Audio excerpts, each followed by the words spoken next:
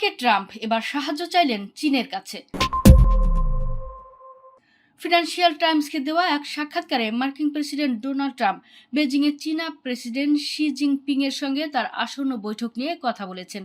Donald Trump আশা করছেন বৈঠকের আগেই চীন হরমুজ প্রণালী আবার চালু করতে সহায়তা করবে।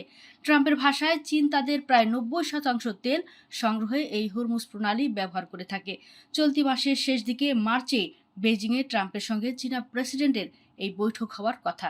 তবে ট্রাম্প বলেছেন তিনি এই বৈঠকের আগেই এ বিষয়ে চীনের তরফ থেকে কোনো পদক্ষেপ দেখতে চান। তার মতে 2 সপ্তাহ অনেক দীর্ঘ সময়। তিনি আরও জানান, এই সফর পিছিয়েও যেতে পারে, তবে এ বিষয়ে বিস্তারিত কিছু বলেননি মার্কিন প্রেসিডেন্ট।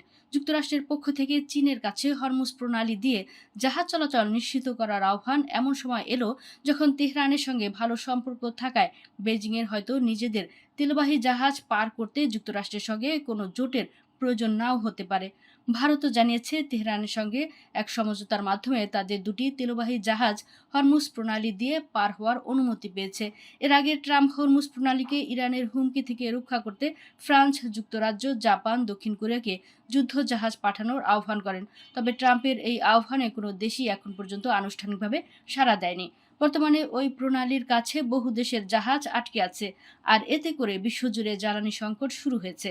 প্রসঙ্গত, ইরানের সঙ্গে চলমান যুদ্ধের দ্বিতীয় সপ্তাহে এসে মার্কিন প্রেসিডেন্ট ডোনাল্ড ট্রাম্প এক জটিল ও বিভ্রান্তিকর পরিস্থিতির মুখোমুখি হয়েছেন। একদিকে তিনি তড়িঘড়ি করে বিজয় ঘোষণা করতে চাইছেন, অন্যদিকে যুদ্ধের নিয়ন্ত্রণ তার হাত থেকে ফসকে যাওয়ার সংকেত মিলছে। বিশ্লেষকরা মনে করছেন তিনি এই মুহূর্তে যুদ্ধ থেকে সরে আসা বা এতে আটকে থাকা উভয় যুক্তরাষ্ট্রের জন্য কৌশলগত ও অর্থনৈতিকভাবে বিপর্যয় হতে পারে।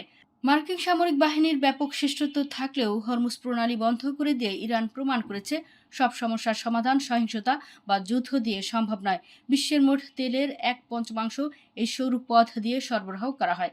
মার্কিন নৌবাহিনীর সাবেক ক্যাপ্টেন লরেন্স ব্রেনাল বলেন, হরমুজ প্রণালী আন্তর্জাতিক বাণিজ্যের জন্য উন্মুক্ত করতে না পারলে তাকে বিজয় বলা যায় না, কিন্তু বর্তমান পরিস্থিতিতে এটি প্রায় অসম্ভব একটি কাজ। সস্তা ড্রোন ও ক্ষেপণাস্ত্র দিয়ে ইরান এই পথ বন্ধ রাখতে সক্ষম হচ্ছে, যার কোনো সহজ সামরিক সমাধান পেন্টাগনের হাতে নেই।